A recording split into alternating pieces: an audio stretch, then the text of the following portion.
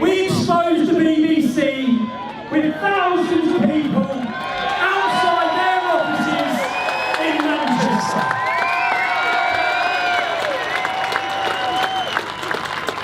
The British public do not trust you anymore.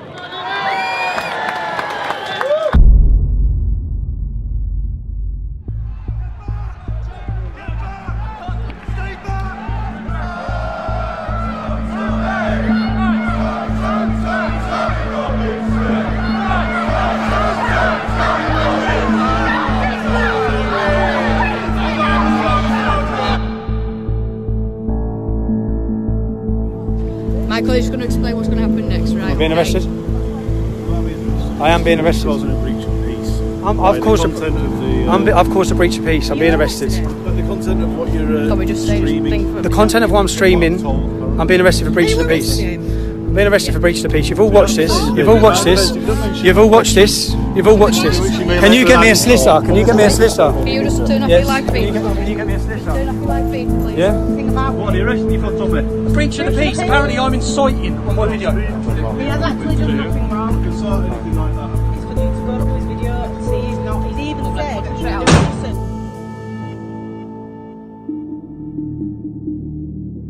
Since my activism started over a decade ago, the establishment, the police and the media have all been trying to take me down. The whole world saw me wrongfully imprisoned last year. 2.5 months on solitary confinement. What was the response by the media to that unlawful detention? They justified it. They lied to you. All of them reported that I pled guilty. None of them got the transcripts from the court. None of them reported the truth. We have a corrupt media. When I went to prison and 600,000 people signed a petition for my release, 30,000 people marched here demanding my release. When I come out of prison, I was completely unaware of the lengths that they were going to take me down. My PayPal was removed. That removes my ability to hire a team and work and bring you the other side of the story. My website was closed down, but I was completely unaware that Panorama, the world's leading investigative journalist documentary, were working on a programme about me with the working title, Tommy Takedown. This was their final punch. They were about to discredit me to the nation, to you, the public. And I will prove that that documentary is not impartial, that it's scripted, that they invent things, that they lie, that they clip, that they edit. What you will witness in this documentary will prove to you this isn't about Tommy Robinson. This is about all the people that have been lied to, all the people who have been mislabelled, despite all their efforts to silence me. It became very apparent that something far more sinister was going on. With the collusion between the establishment, Panorama, and a far-left extremist organisation called Hope Not Hate.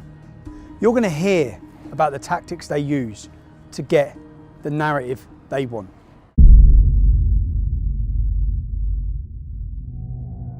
In this documentary, you're going to hear a lot about Hope Not Hate. It's important you understand who they are. Hope Not Hate is a so-called anti-fascist organisation who formed in 2004. They formed from a group and a magazine called Searchlight. Nick Lowles, who now leads Hope Not Hate, was a lead member of Searchlight. In 1984, Searchlight worked alongside Panorama to fraudulently edit footage which they were prosecuted or taken to court and sued for. They paid £1 million damages to Conservative MPs who they wrongfully edited footage to link them with far-right extremist groups. Hope Not Hate brand themselves as an anti-fascist organisation. They're there to tackle fascism. In reality, they label, slander and attack anyone who speaks out against open borders or against Islam. The worrying thing is they have a lot of influence. For example, all media outlets across the UK, across the world, take what they say as credible and they work hand in hand with them. From CNN, The Guardian, Huffington Post, The Independent, Sky News, Newsnight, Panorama, the Metro, the Sunday Times. They even advise the UN. They advise counter-terrorism. In their advice to the UN, they say that our Day for Freedom demonstration that many of you would have watched was a far-right extremist rally. That's fake news. being given as credible information and taken as expert info by the UN. Our Day for Freedom demonstration had homosexual speakers, drag artists, black speakers, Asian speakers. There was nothing far right against it. It was a liberal demonstration demanding free speech. So what happens is when someone gets censored on Twitter for some kind of for hate speech or for incitement to violence or engaging in some kind of terrorist communication, they get their account taken down. They tend to come back, and that actually leads to a sort of an increased level of sense of participation and integration into these networks. So I do a lot of work looking into right-wing extremism in the United Kingdom and the United States. And one of the things that we've seen there is actually an entire mobilization of right-wing extremist activity around the concept of the freedom of speech being taken away from people. So just a few weeks ago in London, there was a march attended by a few thousand people that was called Day for Freedom, and that was entirely sort of centered around this issue of free speech and the sense that in the kind of parlance of the extreme right, the liberal establishment was trying to silence extreme right, legitimate conservative voices. Just last year, Hope Not Hate were identified in a Swedish military report on left-wing extremist violence. It has been proven that Hope Not Hate exaggerated hate crime figures by 3,000%. Nothing they said after that point should ever have been taken as credible, let alone taken by journalists without checking anything and spread around the world to demonise and slander people and organisations. They play a key role in pressurising social media giants, whether it be with petitions or requests from MPs that they're working alongside with to say who's promoting hate. Not who's promoting hate that would breach laws in this country, but who needs silencing with their opinion. They're now teaching your children in schools about fascism. If we take a quote from their original spin doctor, Dan Hodges, from his quote you'll understand the tactics they use in this documentary. It was a no-holds-barred bare-knuckle PR. We used every dirty, underhand, low-down, unscrupulous trick in the book. These are quotes from their spin doctor, Joe Mulhall, who is a lead researcher for Hope Not Hate. He brags about days out with their BBC political reporters. Their relationship works hand in hand with the corrupt mainstream media. They do the reports, the media then use their ammunition and their labelling to attack people and organisations, to demonise them and slander them. In 2015, Joe Mulhall used the hashtag Antifa on several occasions. The reason why this is so relevant is when you understand who Antifa are. Antifa are an organisation that leading members of the American government have called to be prescribed as a terrorist organisation. They balaclava up, they mask up, and they violently attack people who they're told to attack, and organisations which are highlighted to them by groups and organisations like Hope Not Hate. They find out who you are, they contact your work, anyone who steps above the parapet. Hope Not Hate's goal is to silence them and stop them. This is about stopping free speech. This is about having people too scared to speak.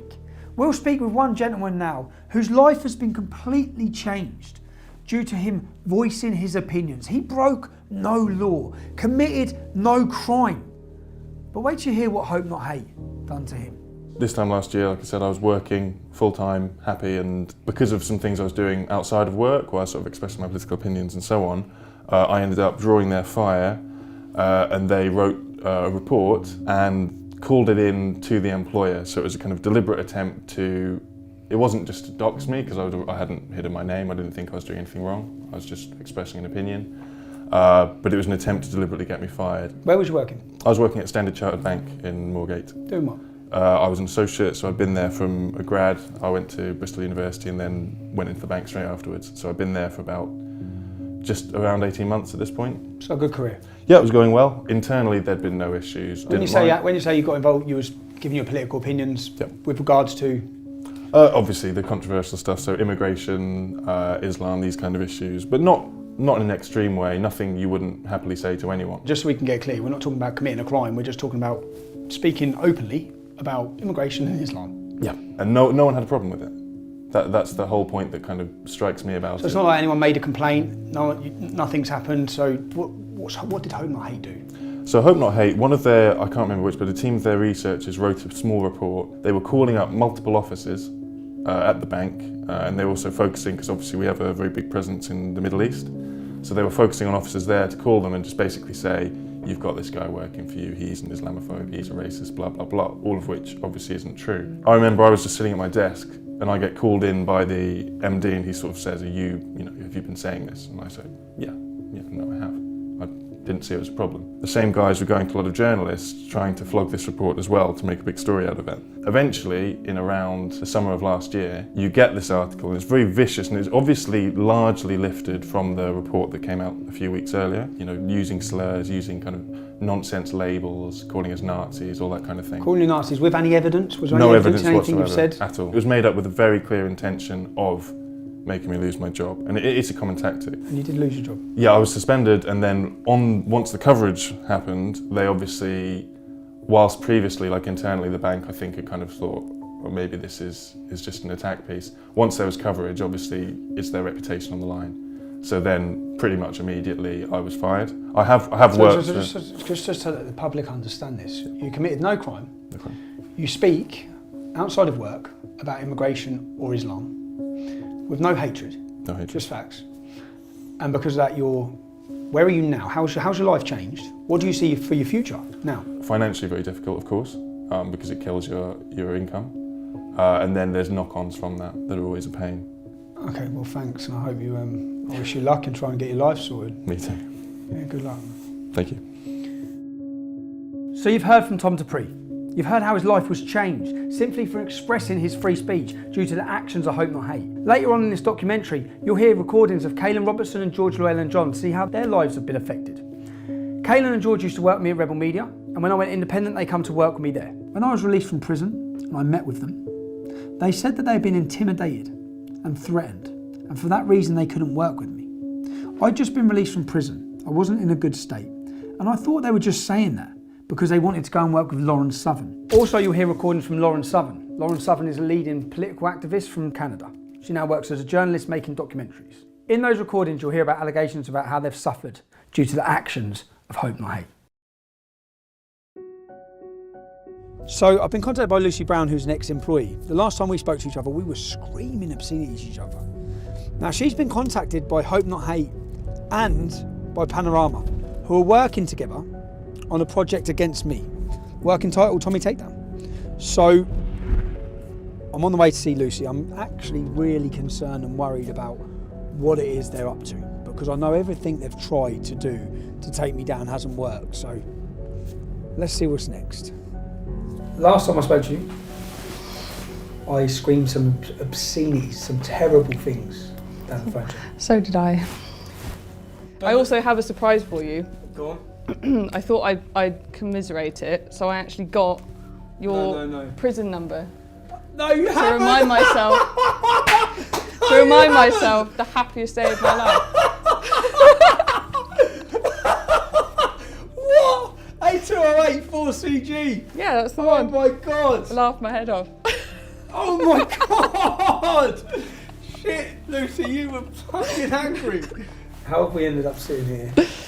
And what are we talking about?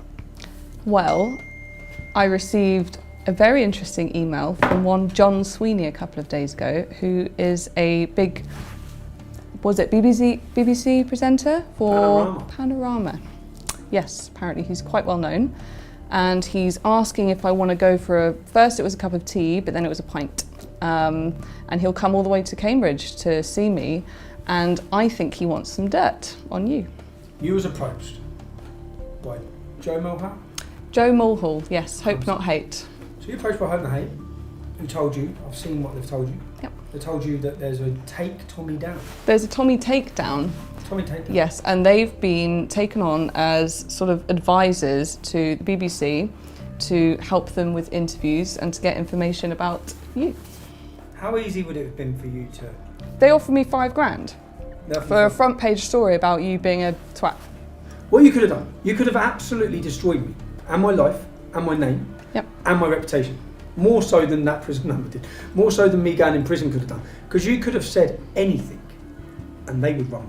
I've arranged to meet John Sweeney tomorrow at 2 p.m.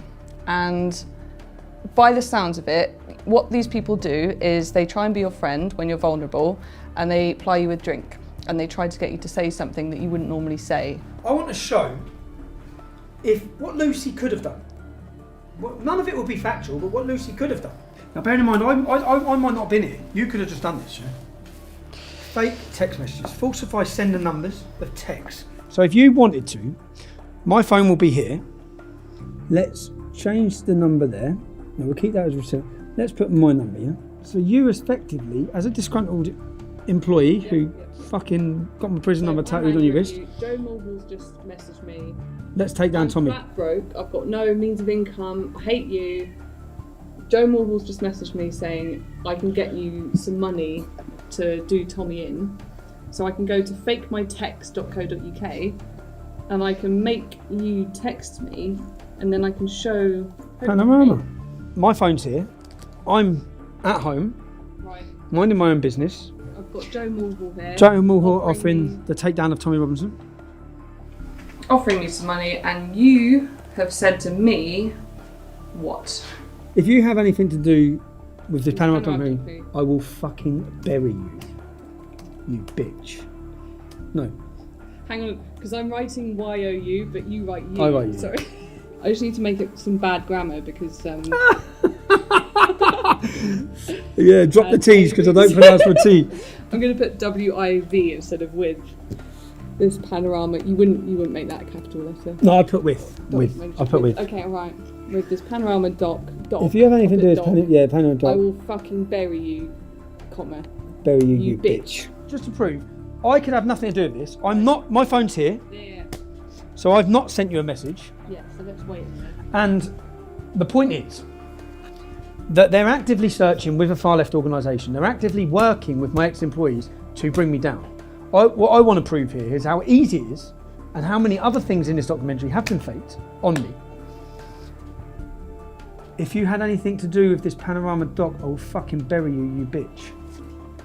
Can you focus on that? So I didn't send that. That's sent from my computer. My phone has not sent you a single message. Now, Panorama are the biggest investigative journalists in the world. Yeah. So I don't see how this can work. If they wanted to do a proper investigative journalist piece, they should look at the crime that I committed. Was it criminal? Did the judge act out of law? Were my human rights abused? One of the biggest cases in this country's history in modern time, yeah?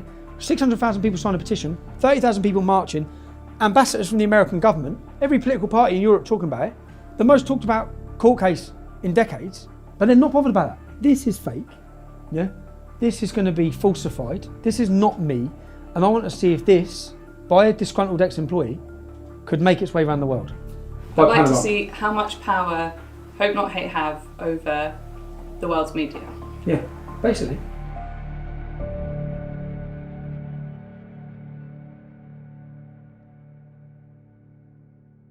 This is the little minute, this will replace your button. Cool. This will go into your button anyway. This is how we'll record, and are you nervous? No. You should be. You should be. And well, let's just wait and see what we get from this. Cool. Time will tell, but good luck, and don't do anything I wouldn't do. Thanks, mate. See you later.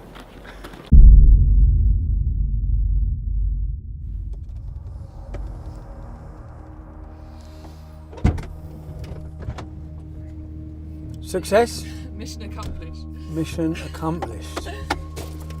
Let's see. Crazy? Not crazy? Good? Not good? Lots of alcohol was consumed tonight for the greater good. I can smell it.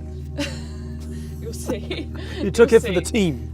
I only drunk for the team. I did what I had to do. Right. Let's get these files sorted. Let's work out what we've got. We've got lots of footage to go through, but straight off the crazy thing for me is you're steaming. Which is a champagne and a double gin. Thank you. And then we're going to have some red wine, but Thank you so much. we'll panic about that at the appropriate moment. Thank you very much. Thank you. Here I am on expenses in a boozer with the dog and the fire. Okay. And I think we should have one more bottle of wine. Fuck it, no expense spared. 2 brandies, 2 limoncellos. This is from the Cassis, or the Keel Royale, but even better is another version which is with blackberry, which blackcurrant liqueur and champagne. Liqueur Royale. Have you got any flaming Sambuca? And then 2 Kia Royales. And then the bill. Lovely, thank you. Thank you very much. I think we've got to do a runner. It's a joke. It's fine. I don't care. Not only, I really don't care. Good. Service included. So make it 220. Thank you very much. Was this on BBC Expenses? How much alcohol's been consumed? I've heard him mention 3 bottles of wine, champagne, flaming Sambuca, all in 5 minutes. And you can hardly sit up. So, for me, that's an expensive scandal that the licence fee payer is paying for. Should we be paying for you to get pissed? Yeah. Of course you think we should. Me getting drunk is me being more lucid, and then I'll tell him stuff. So he's wanting to get you drunk. He's using the expense money to get you drunk in order to get you information. Get me drunk, be nice to me, be my friend, and then I'll loosen up and be like, oh, I've got this recording, or I can tell you this, or whatever. You may not like what I'm about to say, but one of my political heroes is the former head of the IRA, who turns the IRA, not... Who? Nick Lowell's? No, not the guy who got on well with the Queen. So there are 2 of them. I should know that, but Danny McGuinness, I think his name is, and he got on anyway. He was the chief of staff of the IRA. People say. Hey man, I've heard the Irish are being genocided. And last time I was there, they're okay. Martin McGuinness. His political hero is Martin McGuinness. Martin McGuinness, leader of the IRA. He's responsible for murder, bombs. It's a strange person to have as your political hero. From someone who's trying to paint me as extreme anyway. That is the sole reason I wanted to do this. For me, that is terrifying. How can they get that? How can he say he can do that from that innocent conversation or argument or disagreement, which has got nothing to do with that? So that is the sole reason I wanted that footage, to see exactly what are, and that's terrifying for me to think, what the hell are they about to portray to this country about me? What the hell are they going to say? That's not the first time that's happened. In what sense? Because I told you about, I was offered $5,000 to do like a story on you, like a front page newspaper story. By Hope Not Hate, you're talking about in the kitchen. By Hope Not Hate. But I was also... By Hope Not Hate, who are working with these lot. Yeah, but I was also approached by a really mainstream newspaper, basically, to kind of make it out that you were like sexual allegations against me or something. Well, they were approaching you for that at a time when we fell out. Yeah, they said when I was at my lowest and I basically didn't have a job and I was like, a complete mess, and they were trying to like dig and get stuff out of me, and they were trying to make out that you'd done like a Me Too. They were trying to make out that you basically like abused me, and then they wanted to put in, they kind of ran with and went back to their editor, and then I called up and said, I really don't want this isn't true, you've kind of twisted it to fit your own narrative here. And he said, well, I'm sorry, it's too late, I've already sent it to the editors and they want to run the story, this journalist. So I then had to call up this national journalist kind of like lawyery thing where you can call up and complain, and I had to put in writing saying, please do not put this out. If you put this out, I'm going to have to go against you legally or something. So I had to fight to get this story out of the paper. From a mainstream journalist, from a top tabloid. Big. In order to portray me as an abuse, essentially. Me as a victim, yeah. But it wasn't true. With no truth in it all.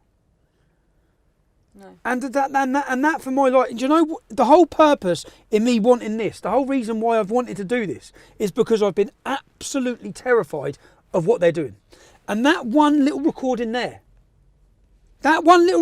proves that they will change what I'm doing and saying. This is massive. This is Britain's leading investigative journalist documentary by the BBC that we pay for, creating, editing news in order to destroy my life.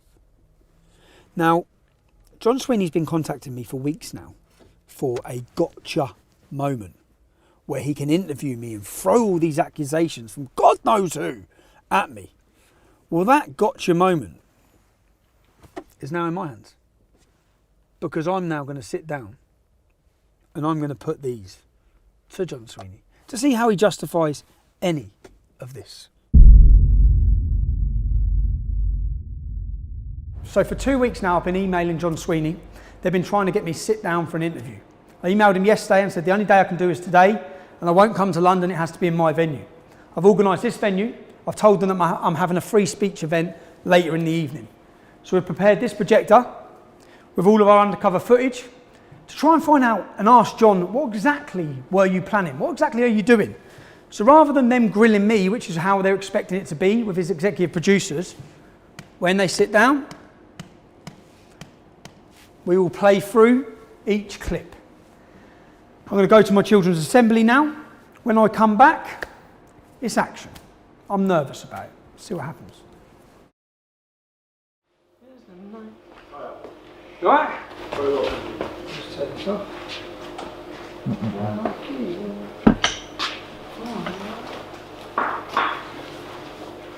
Hi. Fine. How you doing? Thanks very much for doing this, thank you. Which one? Good, everybody's phones off.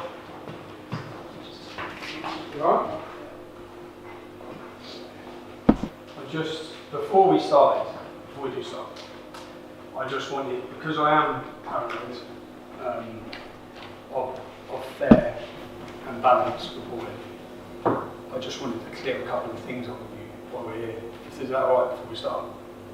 Okay, but you're recording, I think, aren't you? You're recording, and so aren't you? That's fine. Yes, okay. That's okay. fine. So we're not starting yet? No, we don't have to start the interview. I just want to clear a few things up. So, this is a Panorama documentary. You wouldn't be working with an organisation called Hope Not Hate on this documentary, would you? In order to find people to give negative opinions of me. No. That's what we're doing. We're making a Panorama documentary. The BBC makes all the editorial reports. Okay, so it's a BBC, because it'd be quite strange for the BBC to be, how the BBC could be impartial on a documentary when Hope Not Hate are an organisation who are funded specifically to destroy me. There are two separate entities. Okay. The BBC, I work for the BBC, this is the BBC Panorama production. Okay, can I just quickly show you something here? So what this is Joe Moorhouse from Hope Not Hate, and what he says in this message is that Hope Not Hate are steering this documentary. My name's John Sweeney, Okay. and I'm a reporter Okay, for John. Panorama. Okay, John. So what this other guy says, It doesn't matter.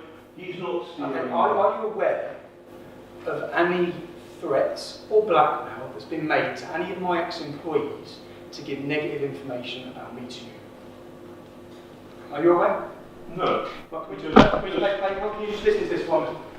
We were basically threatened with the most horrendous shit you can possibly imagine for 3 months, constantly, to do this. Constantly.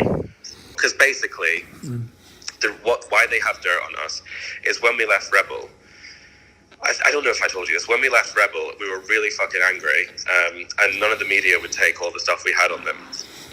So Nick Close reached out to me on Twitter and he was like, oh, meet up with us. And we were like, oh, okay, like we weren't working with anyone then. So we were like, yeah, fuck it. And we met up with them twice and we were like, we can write a book on Rebel Media, we can write a book on how they've scammed people and this and this and this and this and this. And we were like really conniving with them. One of the first things they started threatening us with, this only started 3 months ago. We had no contact with them between 3 months ago and leaving Rebel, nothing. They started messaging us saying, we need to meet you, this is really serious. And then when we met them, they said to George, I wasn't there, we're going to release all of the meetings that you've had with us, threatening Rebel Media and talking shit about right-wing personalities and bitching about nothing serious, just saying, oh, they're cunts. And they're going to make you, and we're going to basically expose you. And also, we've got 6 signatures from the top trade unionist organisations in the country saying that they're going to come after you, and the government have opened a new department which we're advising on counter-terrorism, which are going to prosecute you for writing scripts which have incited the Darren Osborne terrorist attack. And it was like, they were basically like, you're going to fucking go to jail and you're going to get exposed for meeting with us if you don't work with us. This is what it all comes down to, this Panorama fucking thing. And Hope Not Hate were there standing next to the BBC producers. When you went for the meeting with Panorama, who from Hope Not Hate was there? Nick, Joe, John Sweeney, and the producer. So like, Hope Not Hate were like fucking terrifying, and they like did, you know, they blackmailed us. They like Joe fucking used the whole thing to try and get into Kaylin's pants. This is how bad it really was. When we pulled up in London, this was the day I dropped off the suitcase to you, right? That I went straight off from there, I can't remember where it was, to go and do this interview with them. They hired out this big car park warehouse thing. They had a little chair in the middle of it. I walked into this room, sat down. It was a cameraman, it was the head producer, it was Nick, and it was Joe. And then I started getting really nervous because she was saying, how much money, name numbers, name figures. And I was like, well, it was enough to pay for us to make videos, and all the money was spent on kit. And I was just saying vague shit. And then Joe said, can we stop the interview, please? And then I was like, okay. And then Nick went, can you come with us, Kaylin? And then Nick and Joe took me to the other side of the warehouse and said, Kaylin, you really need to give them more information than this. You really need to open up a little bit more, because this is really not useful to them. They're probably not even going to use this. You need to go into specifics. You need to go into numbers. You need to at least show them something. Were they threatening you at you? Breather, have a cigarette, and we'll come back to it. Were they threatening you then? Okay. I had a cigarette, and I went back and I sat down, and I still couldn't really do it. And it was really bad. Like, I was like shaking the whole time. That's when we told Panorama that we didn't feel that it was safe, that it was not okay, and that we were basically threatened. Bit of a strange one here, yeah? It's been a minute. I know, sorry man, I know it's 4 o'clock in the morning here, but I've just got off the phone to Kaylin for an hour, yeah? How much have they told you about Hope Not Hate? Not much. Why? You're aware they've been meeting with them regularly? I've met Joe too before. Yeah, I know that Kaylin and George have met with them before. Continually met with them? When you was doing your Borderless documentary, Hope Not Hate flew out to Italy to meet them? I don't know what they were talking about, but for the most part, like, I think they're just afraid of them. From what I've been told, it's like they're like, oh, they're kind of blackmailing us, like, hang out with us, or else we're going to get you guys arrested or whatever. So they just met with them. So hold on a second. I work for Panorama. Were Hope Not Hate present in that interview? Were Hope Not Hate present in an interview with Kaylin Robertson? I work for Panorama, and we are doing a film about you. Are you aware of that? Are you aware of Joe? Look at me. Yes. I'm a reporter, and I'm asking you a question. Okay. Right. I get the point. Are you aware? Let me ask you one question about that. Okay. Are you aware of indecent images sent by someone from Hope Not Hate to Kaylin Robertson? I'm aware of the allegation. You are aware. I'm aware of an allegation, and I do not think it credible or serious. If I'm wrong, you can put that information out there. If somebody has been blackmailed, threatened, intimidated by an organisation that is steering your documentary... It's not serious. Okay, can we hear the next one? Play the next bit.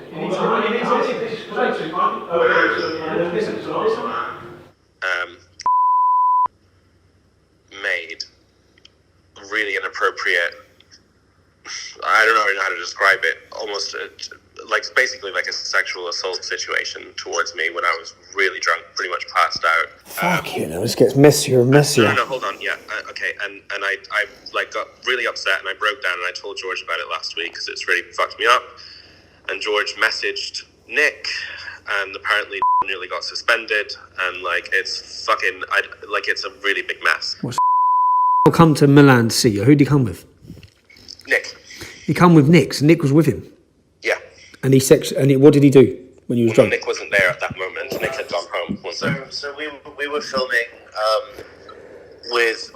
with Lauren, and then they said, you've got to meet us. So we flew to Spain via Milan, met them in Milan, literally just had a coffee with them, where they basically just carried on threatening us, and said, you've got to do Sky or one mainstream media thing.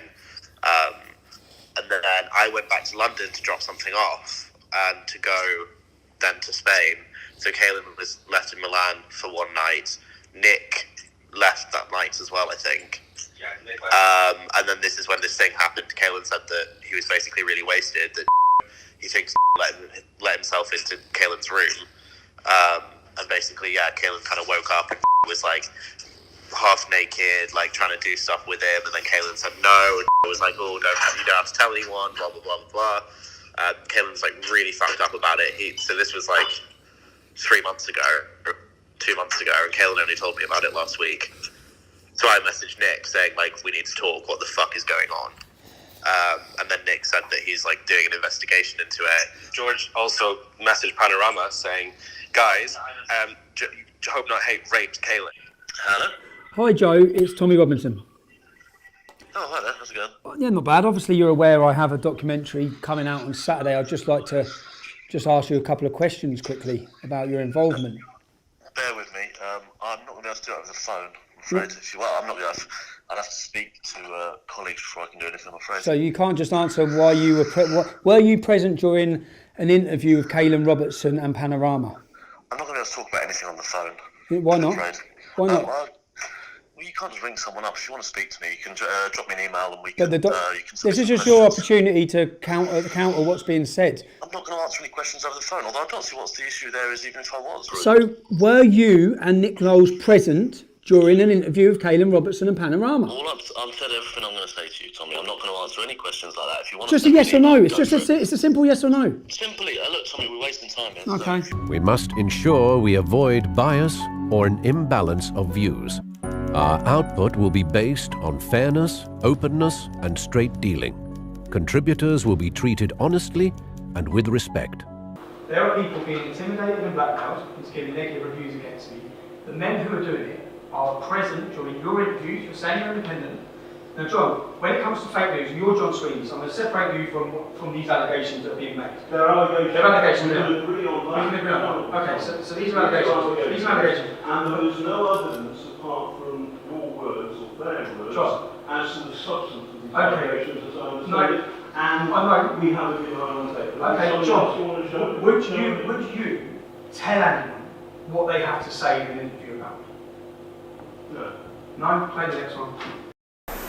We only, the BBC, we only do question areas.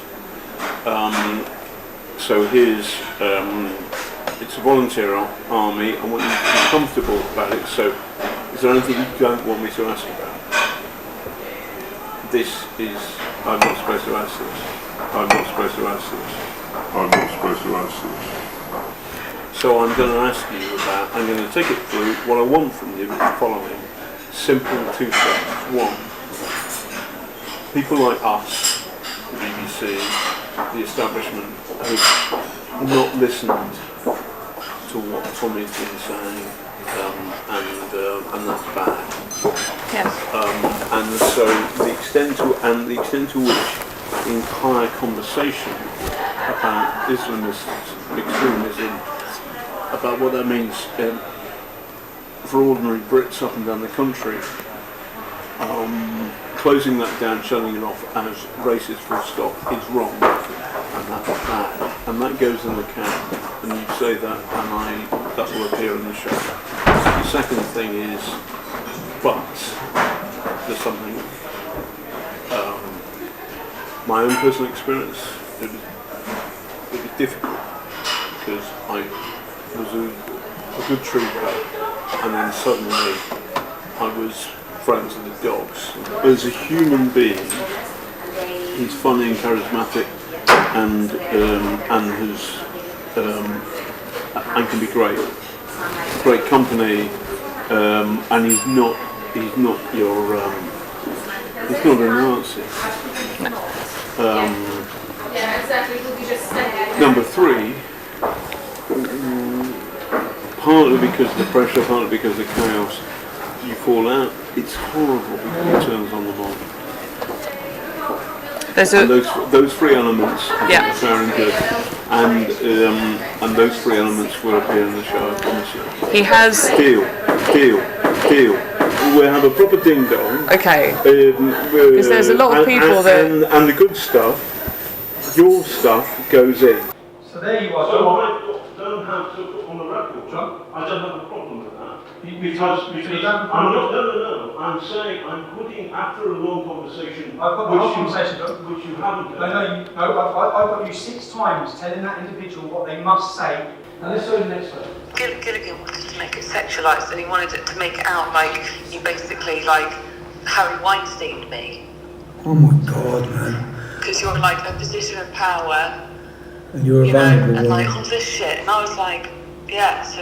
So when I'm being told, this isn't about you, John. But when I'm being told that journalists are approaching people. I'm not sorry, I don't understand the context. I'll tell you the context. Okay. This specifically is not about you. Oh, they do. But when I felt sick, because I found out that journalists were offering money to try and get a young girl to do a Harvey Weinstein story against me. Now, you're Panorama, you're John Sweeney. So let me play the next clip. I call him like a silly little man and stuff. I'm just shouting at him. Oh, we love that. It was quite bad. Could we have that? I'll drop you in it. I'll have to think. It will drop me in it. Everything will drop me in it. Not necessarily. It was really bad. We had this great big argument in Woburn High Street. Yeah, maybe. I suppose that I did give to the lawyers, and they said, well, actually, this for the case doesn't really work because you're just having a dispute. Doesn't really whatever. But I thought I'd record it just in case. Maybe I'll do that. That's It's only audio. It's only audio. That's fine. How angry does he get? He gets really angry and then he runs away and gets in the car and drives off. And I shout after the car. It's really bad. We can clip that bit. My view about that is that I think doing a kind of gender, a kind of sexual thing against Tommy Robinson is. The person I was talking to though was worried about whether she would be identified. Now clearly that tape is now in your hands, so it would seem that she's working. John, you said you would clip footage to make. No, you said you would. I didn't say. Do you have any idea what implications? You tried to turn a normal argument into a sexual matter. No. Yes, you did. Yes, you did. You want to take through it. Do you understand the implications? I've got 3 young children. Do you think before you destroy a man's life? Because this is what you were planning on doing. No, I've got the evidence. You misunderstand me. I misunderstood. So what I was trying to do was to say to that source that if necessary we would change her gender to turn her, for example, into a man. I've done that on regular occasions where I have covered difficult subjects. So you're not realising I've got all of this text? You're hanging yourself. You're hanging yourself. So John says I'm misrepresenting him, and in fact he was telling her he could change her gender so she could not be identified. Let's just hear that clip again. I think doing a kind of gender, a kind of sexual thing against Tommy Robinson is. We can do a kind of gender, a sexual thing against Tommy Robinson. Nice try, John. We should not present invented material as facts or knowingly do anything to mislead our audiences. I've done 10 years worth of demonstrations. I've had cameras on me absolutely everywhere. And what they've been trying to expose and find is possibly that I'm a racist or I'm a homophobe or something like that. Yeah? I had you undercover for one boozy lunch, and you were repeatedly racist. To do a cab too. I pre-booked because the dog makes it more difficult. All right. You know why, don't you? Wine? Because... Oh, why? Yeah, there's loads of Asian cab drivers don't like taking dogs. How dare you? How dare you? Where's my phone? Say that on camera, right? No. Racist. It's true. It's true. So this is the first one. So then you are generalising. Then you are generalising to this. And I regret those words said, but the context is simple. That I had a real world experience like that. There's a court case in today's papers where an Asian taxi driver has lost his license because he refused to carry a blind dog. You're doing exactly what your channel does over breeding. You're blaming an entire continent when, let's face it, Islam believes dogs are unclean, so it's Muslim taxi drivers that don't like dogs. But you have stereotyped the entire continent. Then that wasn't enough for you, John. You wanted to then have a go at the Greeks. And it always goes down well. Is Jessica Renderin, which is thank you in Turkish. When you're pissed, you want to piss off a Greek, you start speaking Turkish. Oh, really? And they know, and they don't, anyway, never mind, they don't like it, but it is quite funny.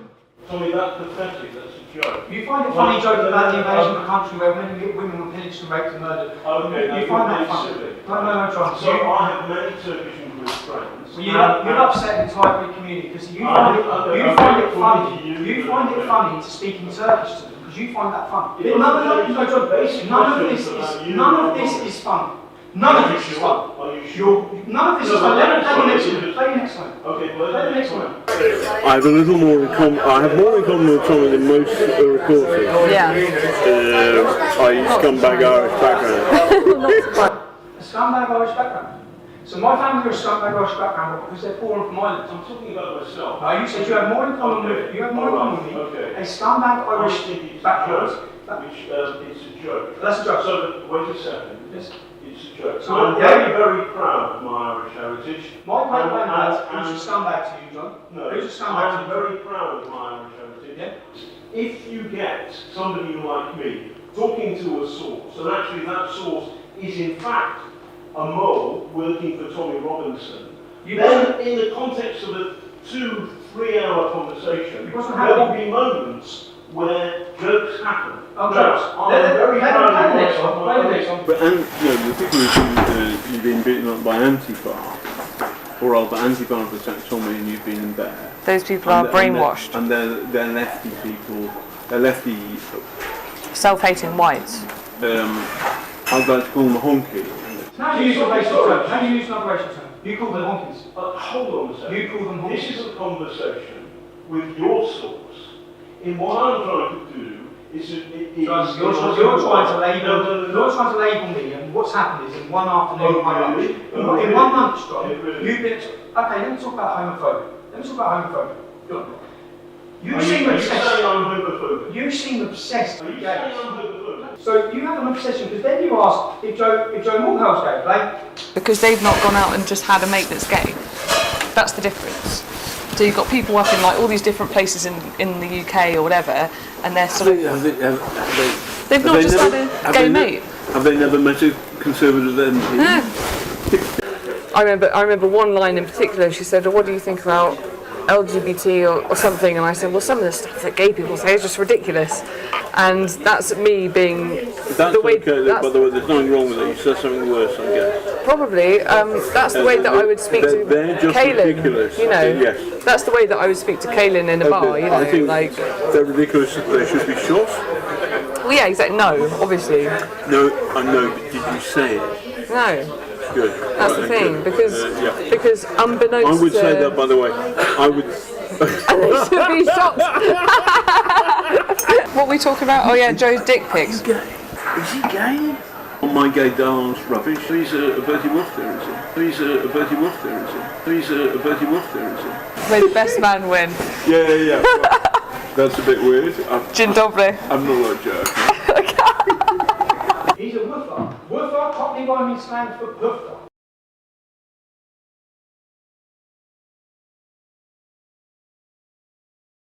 Presenters, reporters and correspondents are the public face and voice of the BBC.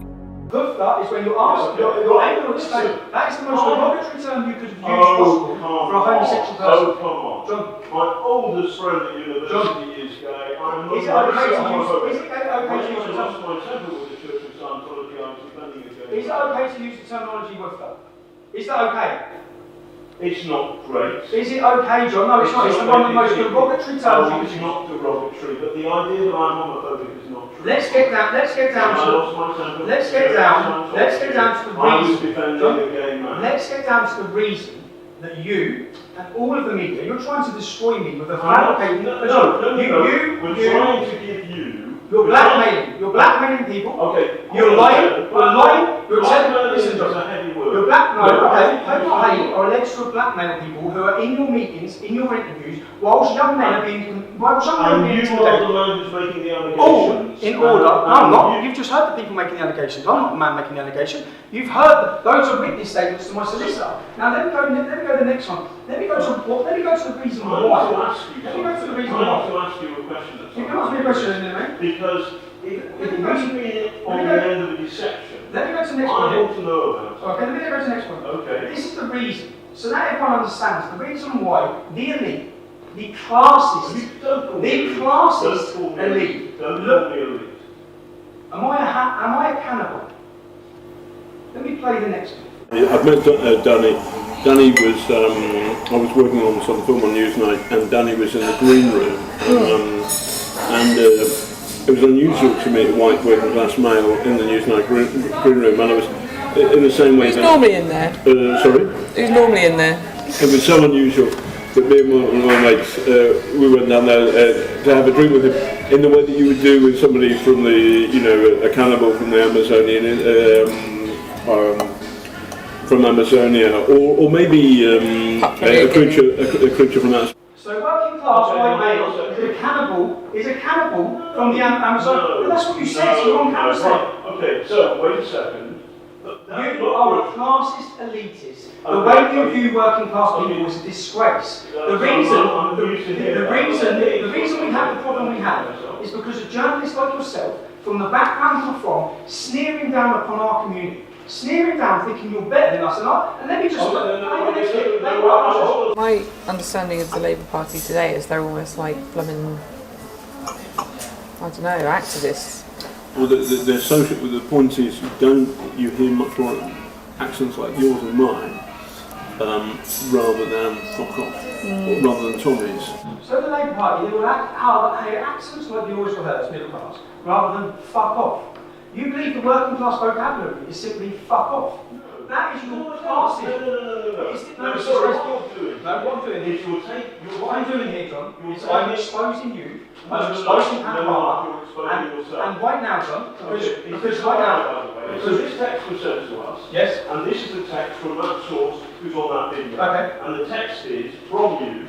If you had anything to do with this Panorama doc, I will fucking bury you, you bitch. Did you send that text? Point proven. I have video evidence that did not come from my phone, and here you are about to portray it to an entire nation. John. No, I'm going to ask you a question. I just told you. Sorry, okay. This would be, right now, this would be going on a documentary that would be aired to the entire British public. It wouldn't be, because we would put the right of reply. No. And here's the right of reply. John, is this true? John, is this true? As I expected, they did not bother to verify the authenticity of that fake text message in their hunt to take me down. John says he would give me the right to reply, to which I would say it's fake, but the fake allegation that I threatened to murder my ex-female employee would effectively be aired to millions of people across the world. And I'm certain every national newspaper would run with the headline, Tommy Robinson threatens to kill female employee. I wanted to prove, and I've just proved, how easy it is for fake news to be created and for people to be targeted and their lives destroyed. You have been harmed. And John, is this a piece of deception? My solicitor is currying a court injunction against you. Okay. Oh, fantastic. Against you. That's So good. So is this a lie? This is a lie, this is fake news exposed. Very good. Okay. Is this a lie, Tommy? John, I suggest you get Robinson, home. Yes. Is this a lie? I never sent that message from this phone. This is my phone. Oh, you didn't send it from that phone? It wasn't sent from the phone. I didn't send it. Hold on. It wasn't sent from the phone. I didn't send it. Is this a lie? You'll be able to catch it all in my documentary. You'll be able to catch it all in my documentary. No, we haven't finished our documentary. No, we have finished. In fact, John, you'll finish your career. You finish your career. You think so? I know so. I know so. Homophobia, racism, extreme. I'm not a homophobe. You are. And I'm not a racist. You are. And I'm not. Okay. What you would is a lie. What the establishment. This is, mate. This is a picture. What the establishment was about to do to me, and they were going to destroy my name, sexualised comments. I'm not a member of the establishment. Yes, you are. You're working none of these things. Are you working the home I hate on this documentary? No. Have they been present in interviews? We have had some input from some Have they been people, pressing the news? including your spies. Have they been pressing the news? Not John, not you are fake news. You're fake news, and you've been proven. This is a lie, Tommy. You've been proving. You told us this a lie. This is a lie. You're on And camera, you, sir, bro. are the source of the lie. The idea that I'm homophobic, that's not John. true. This John. man has lied to us Who's John? through people. John, are you John? So, hold on. You're John. John, I suggest you prepare yourself. Okay. Once this goes live, which it's going to, outside your offices on the 23rd of February, I've got all the evidence of you creating stories, telling sources and people Oh, what hold to on a say. second. Outside It's your all offices, because this is what you do all the time. All evidence, John. What you do You don't know what is you're you talking. threaten people. It's all evidence. You always threaten people. And the hate You're you lying. have put up John, online. don't talk about hate when No, you're no, calling no, no. people woofers. You intend. Listen, I'm sorry I called somebody Oh, you a are. woofers. Oh, you are sorry. What about? Are you sorry to the Greeks? Are you sorry to the Irish community? Are you sorry? You insulted a Greek woman by speaking Turkish to her. You said you found it funny. I didn't know It's on camera, John. It's on camera, John. No, but what You said you would you're saying is sexualise. that- You said you would sexualise my comments that were innocent. No. Yes, you did. No, You're I on didn't. camera, No, John. I didn't. John, No. the world's going to watch Anyway, this, bro. this is a lie. Good luck with your injunction. Good luck, my injunction. We haven't finished on Panorama. No. And stop threatening people. You finished, shouldn't threaten Julia Ebner. You think I'm finished? I've got another thing coming, and I can give you that for free. Can you? Okay. Good. Go and find a lawyer. I've already been with a lawyer, John. Okay? Right, I've already been with a I lawyer. hope they're I've good. already dissected every one of your comments. No, you haven't. Yes, I have, What John. you've done is read the worst possible thing on it. I can defend every can't second defend a of single it. word of it. Yes, I can. And on that note, and I will. You, and on you that are note, all I'm saying the to establishment. You work for the you is, establishment. none of these people are the No, establishment. you are. but- You're working. No, I'm you're not. working with Hope Not Hate. No, I'm You are not. working with the government, and you are all going against me I'm because I not speak out working against with you. the British government. This is a campaign. I understand some of the anxieties that you have. I get that. And, John, why would you be creating one? Why would you tell someone what to say about me? Why would you tell I them? didn't do that, and you're mischaracterising me. You didn't do that. Everyone's going to watch this. No, I Everyone's know gonna watch everybody's this. going to watch it, and Yeah. it'll be good fun. But more people will watch Good our fun. Panorama. You find tell it. No, please, No, please, no, please. no, no, This no, is my no, life, no. John. It's my life. It's my life too. It's my life too, You Tommy. find it fun. And I You get- find it right. fun to tell someone that an innocent comment is sexualised. Do you know what that would do to No, my family? okay. Do you know what it would do to my Hold children? on. Do you know what you're doing? Okay. Do you know what you're doing to my family? You have no idea what you're doing to my family. If you'd have got away with what you were trying to do to me, you'd have ruined me. No, You'd have this- broke my hold on, marriage. hold on a second. You'd have broke my marriage. What you've done is this. There's only No, one it's not journalist this in this room, John, and it's not you. Okay? Oh, really? Okay. That's it. Okay. You're a disgrace. And in fact, anyone who's been taken down by Panorama, anyone has to challenge now because there is no integrity in any of the work you've done. You are a liar, you're a fraud, you're a racist, you're a homophobe, all in one interview. This is a lie. Excuse me, Mr. Brooks, we're the two executive producers on the program. Okay, well you're in trouble as well. You're all in trouble. You're all in trouble. We invited you for an interview today. Yep. You haven't given us an interview. No, I haven't. I've exposed you, okay? You were trying to destroy my life. You have been contacting people. Why were Hope Not Hate present? Why were the leaders of a far-left George Soros-funded organisation, why were they present during the interview of a person which you were goading to give bad information about me? Why were they present? Tell me. If this is a Panorama documentary, why were Hope Not Hate present? This is an ongoing documentary. This is an establishment attack on me, and you're part of it. And you've been exposed to the world tonight.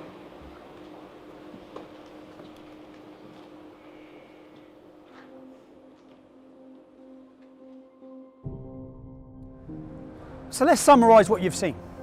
You've seen the BBC, who pride themselves on being impartial and reporting the truth. You've witnessed the main man from Panorama telling someone what to say, brokering a deal on what they have to say about me. Now, if he's broken a deal with her, who else has he broken a deal with? Who else is being told what to say? They're scripting the documentary. They're also creating and inventing news. Sexual thing against Tommy Robinson. What else when we've got two other people saying they're being blackmailed in order to give negative reviews of me? Who else would have participated in this documentary? What else was going to be said? What other lies and manufactured evidence would there have been on this documentary? You've seen the contempt they have for the working class. The contempt they have for you, the licence fee payer. You pay your licence fee, and if you don't, you're taken to court. Just so the elitist, fake news journalists can travel this country drinking champagne on your expense. Now, if there's one thing that symbolises the BBC, we all know about the fake news. I've just proved to you that they create the fake news, that it's not impartial, that they work with far left extremist organisations. That's been proven. If there's one thing that symbolises them, the BBC covered for Jimmy Savile, they covered for Stuart Hall. Up to 100 children were raped and abused, many of them on the property of this organisation. Let me show you this statue that is at the entrance to the BBC. That statue was sculptured by a man called Eric Gill. Eric Gill was a paedophile. He raped his own daughters. He had sex with animals. He had an incestuous relationship with his sister. When the Catholic Church became aware of this man's crimes, they removed and covered all sculptures made by him. The BBC refused to. They were asked to, but they refused to. If you have disgust now, and you're fed up with paying for this, or for the propaganda they use against you, for the negative portrayal of Brexit, if you're fed up with all of these things, what can you do? I'll show you what I'm going to do, and I hope you follow my lead. You can legally not have a TV licence in the UK. You do not have to have one. Okay? None of us asked for the BBC to come into our homes and display their programmes on our TVs. If you're fed up of paying for their propaganda when you don't even watch their shows, you can follow the steps I'm about to take you through now to end that. There's a few things you need to know once you've filled out these forms. It's a myth that the BBC can sit outside your house and detect that you're watching TV. That is a myth, it's not true. If the BBC TV inspector knocks at your door, you can. Be polite. You should be polite. But you can open your door, say, I don't need a TV licence, I haven't got one, goodbye, I don't watch live TV. That's it. They have no rights to come into your home. It's obvious that if a TV licence inspector walked past your front window and you had your curtains open and you were watching Panorama on BBC, which I don't think you will be, if you're watching BBC, they will fine you. But you do not have to have a TV licence. And I'm going to take you through the steps. I'm going to ask, please follow these steps now. Follow exactly what I'm about to do. Go to www.tvlicensing.co.uk. You'll find a link, declare no licence needed. Upon clicking this, you'll be brought to another page where they try to convince you you need a licence, even though you legally don't. Ignore that and click the button that says, tell us you don't need a licence. Step 1, select the type of property you live at. Complete name, email and phone number. Step 2, enter your property address. Step 3, tick the 3 boxes for the declaration. You will then be asked what date you want to start watching live TV again. Tick the button to the right where it declares I have no plans to do this. Then click the reason for not needing a TV licence. I'm sorry, but John Sweeney is not an option. Step 4, review and confirm, click submit. You are now licence free.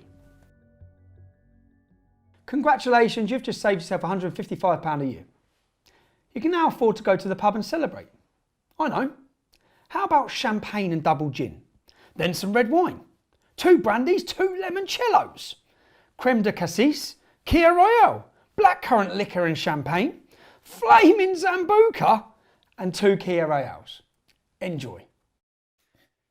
So, if you're fed up with the BBC, then sign our petition at www.endthestealthtax.com. I'll personally find and track down the head of the BBC, I'll hand it to him, and I'll give it to our government. And you'll see it on our next video. Thank you.